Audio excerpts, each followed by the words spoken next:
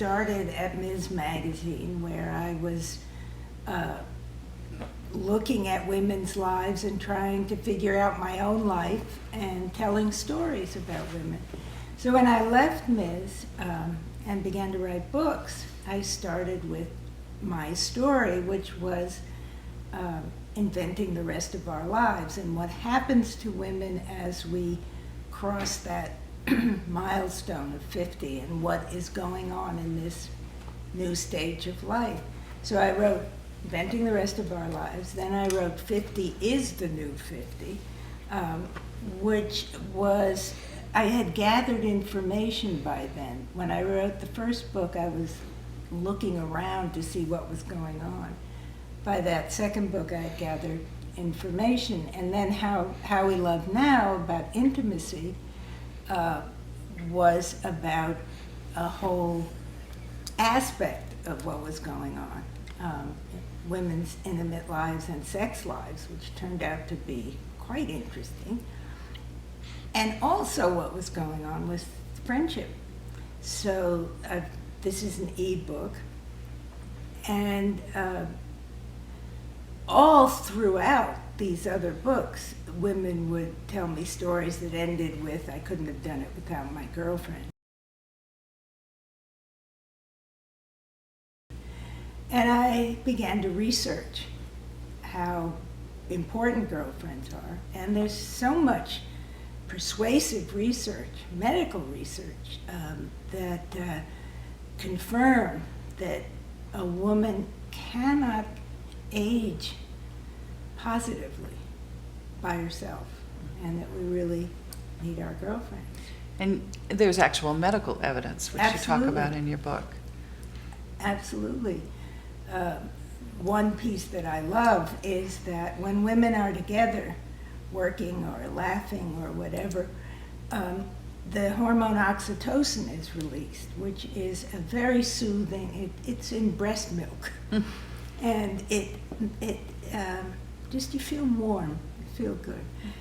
And they're beginning to think that one of the reasons women live longer than men is that we are not under constant stress because we have these moments of de-stressing with our friends that relieve our bodies, that our bodies aren't constantly being barraged, and that men don't have that. Yes, and I know that there have been studies that men live longer who have wives or good relationships with women, but that women live longer who have better relationships or Right. friendships is really interesting. Yeah. And something new. Well, there's one doctor who says that, in his opinion, having girlfriends is more important than quitting smoking. Yeah, that's So that's pretty powerful. impressive. Yeah, very powerful.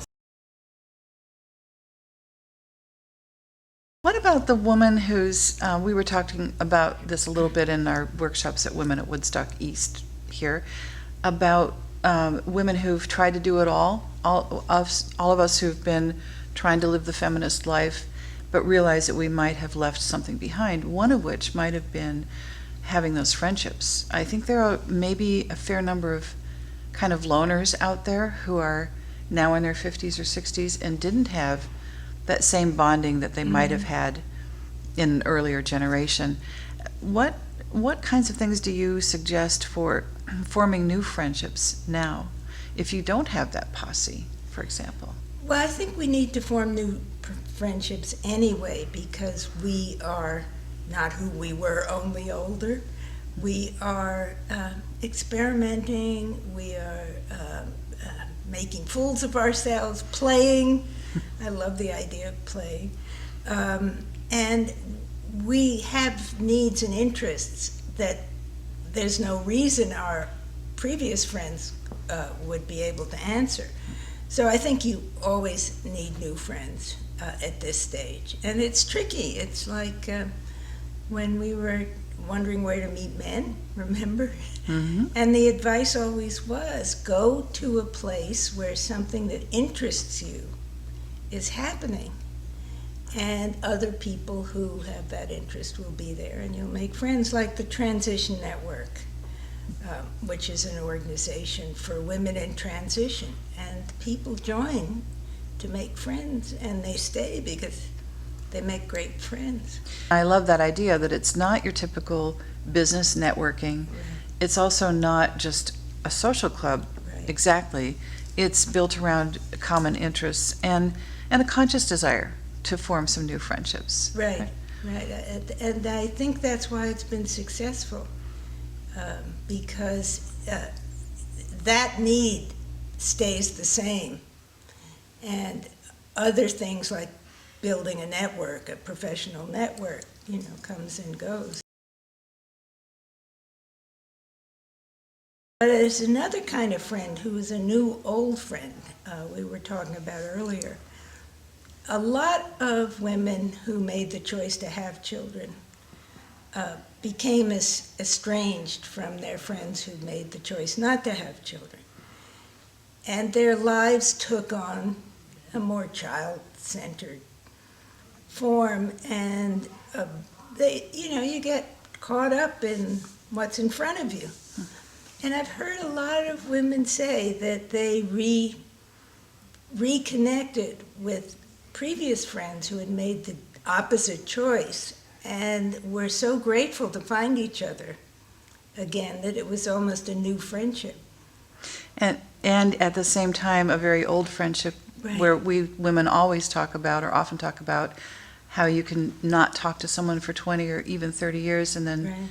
it's as if a day hadn't passed when you do reconnect, yeah?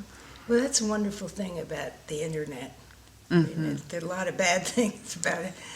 But people find their childhood friends, and that instant reconnection is so wonderful, because one of the things you're doing at this age, 50, 60, 70, is trying to figure out who you really are. Authenticity is a big concept. And your childhood friends know who you were before you became who you have been. Or have been trying to be. Right.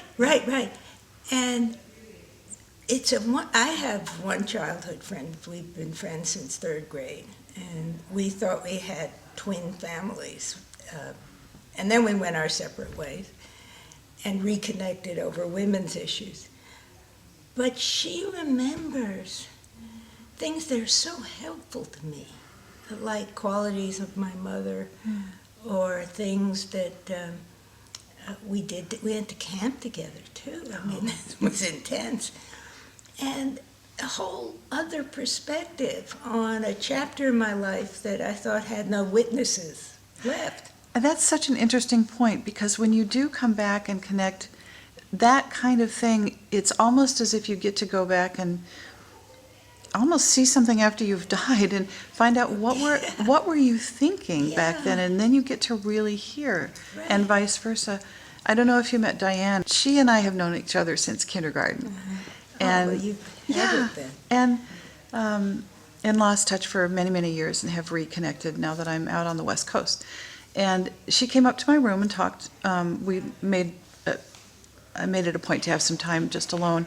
And it wasn't just that we were reliving old times, or we had all these memories shared. It was like a hug. It was like being home again. And that feeling you can't even describe it. You can't, because they know what your room looked like, Yes. what your refrigerator looked like.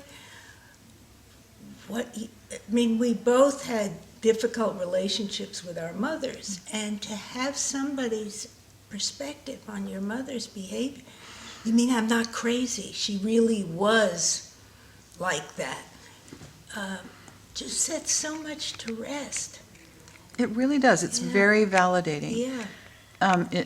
Yes, it doesn't even. You can even look back and realize that maybe your viewpoint might have been skewed because you were 13, but knowing that someone else felt exactly the way you did and witnessed, as you say, is so powerful. Or perceived something differently, something that you thought was a rejection, or a slight or a hurt, and my friend Ruthie would say, "No, you don't get it. Something else was going on." And it had nothing to do with you. Oh my God. Yeah. 50 years later. It's like instant and free therapy for Yeah. therapeutic healing. Yeah, Only it's not just your narrative. right. So, Yeah. I mean, only a therapist can only deal with your narrative. Yes. So it's intense and very intimate and so gratifying. Let's go back to what you were saying before about those who chose to stay at home with their children and those who chose to either not have children or have a career and maybe have a nanny or whatever. Divergent paths. I think probably there are three categories because the ones who have children, you're right, there is sort of a tension between the ones who stay home and the ones who are building careers. And I've heard many stories of the ones who stayed home really resenting that the others sent their kids to their house to play after school, and they were, the unappreciated babysitter. And then there are the women who did and didn't have children. And it's funny because now, among my dearest friends, at least half never had children. So, and I experienced both because I didn't have my children until I was in my 40s. So I watched with annoyance as my friends had children and became obsessed and boring. And then I became obsessed and boring. And my children played with their grandchildren, so it's all mixed up. But I think it's very hard to bridge that divide between being family-focused and being totally independent. And do you think it's now at this stage in our lives kind of more the fact that the children are gone so they're out of the picture, or is it that we've come to a new sort of forgiving and understanding maturity, that we realize it's not such a battle? Maybe those who were resentful of those with a career are now much more centered in the choice that they made, and vice versa, and so they're not, that competition has kind of eased. Right. Do you think? But I think a lot of the ones who chose to stay home are now trying to get into the workforce and experience.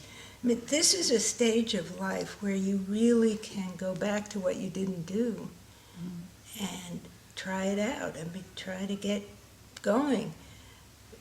But I do think that not having children at home immediately liberates your time, your attention, and everything else. And the hostility, it's been there. It's been a problem, with the feminist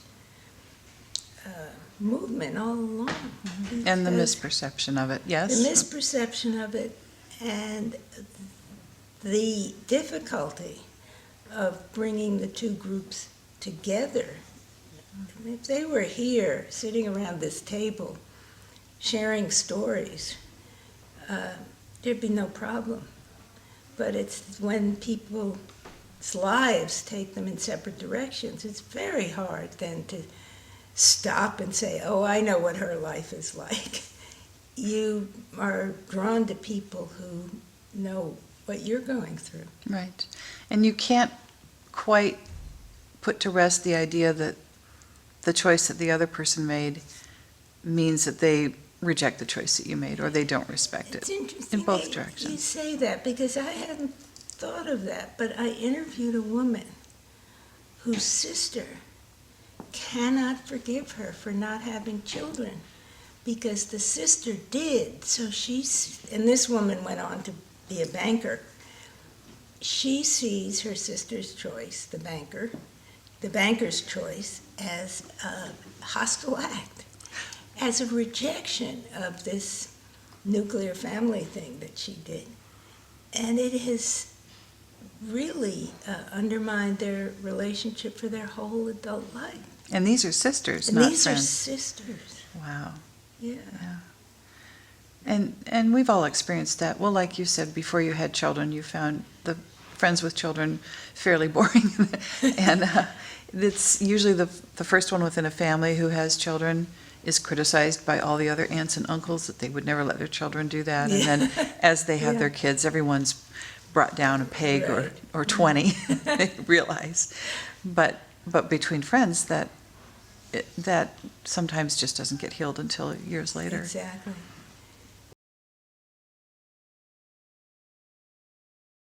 And now there's the grandmother experience, which is, again, one that only some people have. But it's interesting, and I heard women here talk about it, that women who don't have children have connected to other people's children and grandchildren and brought a child into their lives in a way that they have that in common. That's a lovely thought, too, Yeah. because of all the families that are separated out over our country or the world. That aunt and uncle experience is missing in a lot of lives, and that we can, through our friendships, provide that That's right. in both directions. To be the aunt or uncle to someone that you wouldn't otherwise have that's wonderful. That we Right. consciously, maybe not consciously, but that can happen. So that the person who hasn't had children can have that feeling of just, wonderful love for an unformed person. Right. But, so it's interesting the ways we find connections. And I think you're absolutely right that whatever is going on in our lives seems to be making it possible for finding new connections with other women. I do think that we can't leave it to chance, that we have to nurture our friendships, that we can't say, oh, going out to coffee is a waste of time, or I have so much to do. That as time goes by, we really have to make our friends a top priority, because they're going to be they're there for the duration. And I've often thought that I'm going to try to become aware of the way that I have to adjust my friendships as we get older. I mean, I'm, for example, a person who never calls people. Are you? Yes. Well, we all know people who call their best friends every day. That, to me, is hell. But I realize that as we get older, we really need to check in with each other, and that not hearing from somebody can be a message that we should pick up on. And I'm trying to be more aware. And I have one friend there's a poem by Stevie Smith, who is a woman. And it's about somebody whose friend goes out into the ocean and seems to be gesticulating. And the friend on the shore thinks, oh, they're having a good time. And the last line is, she was drowning, not waving. And I think about that as a message to keep in mind, that you have to check, are you drowning or waving? And so we do that every once in a while, just check each other out. Maybe we know we're living longer and we're not thinking of ourselves as if we're at the end of our lives, but there's this need to connect it as a whole group that I feel is very powerful right now. Yes. I think the women here would rather be here than anywhere else on the planet. Yeah, and get something. It's not just learning some new techniques or something. They're feeding themselves. Right. Yeah. Right, exactly. I'm surprised because we had a good handful of people here who were here last year who had returned, to hear how many of them, in fact, I've been kind of jealous because I thought I had kept in touch with some of them pretty well. But I'm like you, I never call anybody. And so if I've called a few of them once or twice, I think, wow, we're really bonded. And then I find out they visited each other and they talk every month, and that's gone on a whole lot from here.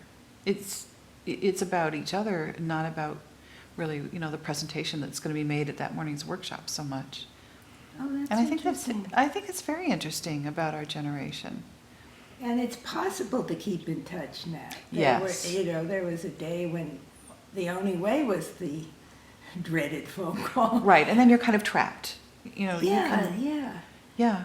But I didn't think about that. I guess you can just drop in on somebody online, and say, I'm still here, how are you? And this kind of, because I'm sure the friendships aren't all in the same area. No, they're all over the country. Yeah. Wonderful. That's the other thing I like about this gathering, is that rather than looking around you in your neighborhood and deciding whether you have enough friends or not, largely because of the internet, you can search all over the country or the world for like-minded women and have these fabulous friendships that are such a meeting of the minds. And so I hope that keeps growing for all of us. Because you don't, especially now with people moving and all of that, why should you be limited to who's on your street? Right, Yeah. right. I try now when I do travel to call up anyone I know in that city, where I normally would say, no, I'm an introvert and I get tired and I want to go back to my room. I want to go and back to my watch room, television. crave it, Yeah. And I force myself now, and I've had the greatest times having dinners with people. I have the same kind of, it takes willpower. Yeah. I mean, that's how I got to be friends with Eileen, who I love. That's right, your story about I that. love her spirit and her wonder. She's just, and she's so smart. She's so smart. But I called her up. I've never, ever done that. Does she know that you've never had? Yeah, Oh, okay. yeah. But she interviewed me. We had such a good time. I was in San Francisco. I had a free lunch. And I said, because all my feminist friends, wherever they go, they call everybody up and they hang out with women from dawn till dusk. And I need my privacy. Too. But I thought to myself, well, I'll try what they do. And I'll call her up and see if she wants to have lunch. And I didn't realize that she was going to faint with gratitude. Yeah. But I made a new friend. Yeah. So Worth it to Worth stretch beyond your comfort yes. zone a little bit. Yeah. That's a really great lesson.